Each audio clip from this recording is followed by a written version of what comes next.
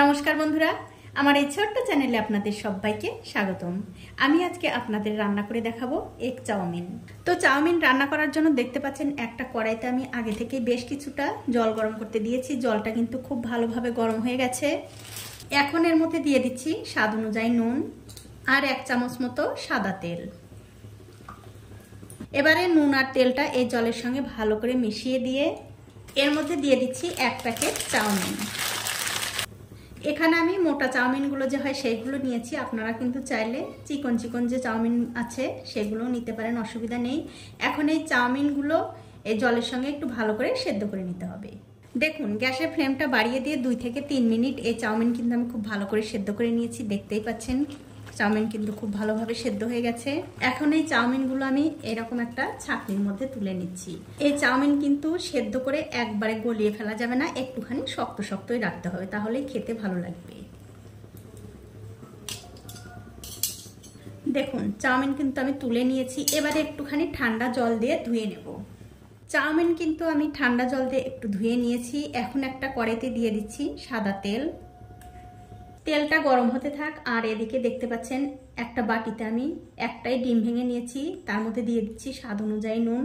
নুনটা দিয়ে এই ডিমটা খুব ভালো করে ফেটিয়ে নিতে হবে। ডিমটা ফেটিয়ে নিয়েছি। এখন এই ডিমটা ভেজে নেব।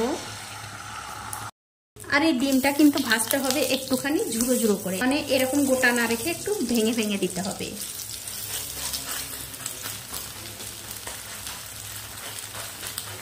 দেখুন, ডিম ভাজা হয়ে গেছে। এখন এই ডিমগুলো তুলে অন্য একটা বাটিতে রেখে দিচ্ছি। তারপর ওই কড়াইতে আমি আরো একটু তেল দিয়ে দিলাম। তেলটা যখন সামান্য একটু গরম হয়ে আসবে তখন তেলের মধ্যে দিতে হবে একটা পেঁয়াজ কুচি আর একটা কাঁচা লঙ্কা কুচি। এখন এই তেলের সঙ্গে পেঁয়াজ আর কাঁচা লঙ্কাটা হালকা করে একটু ভেজে নিতে হবে। আর ভাজার সময় অবশ্যই একটু নুন আর সামান্য একটু হলুদের গুঁড়ো দিতে ভুলবেন না। আর তার সাথে অতি অবশ্যই একটু জিরার গুঁড়ো দিয়ে দেবেন। এখন এই সব মশলার সঙ্গে পেঁয়াজগুলো একটু ভালো করে ভেজে নিতে হবে। দেখুন, সবকিছু আমি কিন্তু খুব ভালো করে ভেজে নিয়েছি।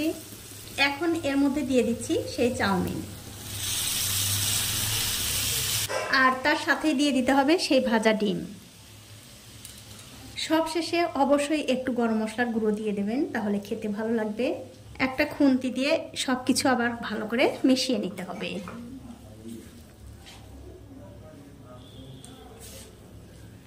আর বন্ধুরা, যদি দেখেন এরকম একটা খুন্তি দিয়ে নাড়তে অসুবিধা হচ্ছে তাহলে কিন্তু এরকম একটা চামচ দিয়ে এরকম করে নাড়াচাড়া করে মিশিয়ে নেবেন।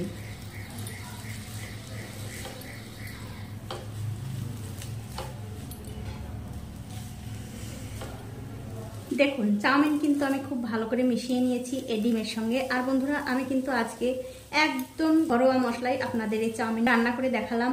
আর একদম অল্প মশলায় চাউমিনটা কিন্তু হয়ে গেছে। এখন আপনাদের একটু পরিবেশন করেও দেখাচ্ছি কেমন হয়েছে। তো এই দেখুন বন্ধুরা, হয়ে গেছে আমার একদম ঘরোয়া মশলায় এগ চাউমিন রান্না করা।